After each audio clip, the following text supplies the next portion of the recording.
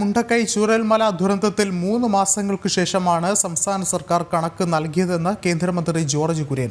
കേന്ദ്ര ആഭ്യന്തരമന്ത്രി അമിത്ഷാ കണക്കുകൾ പരിശോധിക്കുന്നുണ്ട്.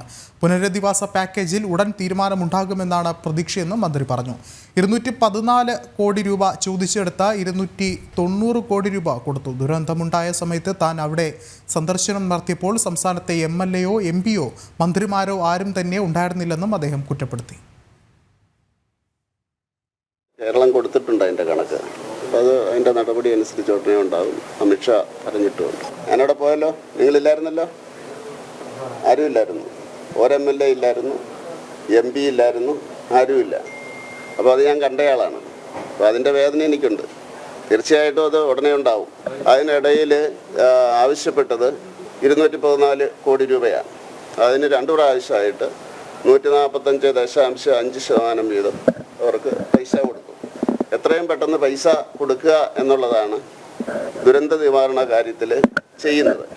അത് ഏത് അക്കൗണ്ടാണ്, അത് അങ്ങോട്ട് തിരിഞ്ഞാണോ ഇങ്ങോട്ട് തിരിഞ്ഞാണോ എന്നുള്ളതല്ല, അത് ഉപയോഗിക്കാൻ അനുവദിക്കുക എന്നുള്ളതാണ്.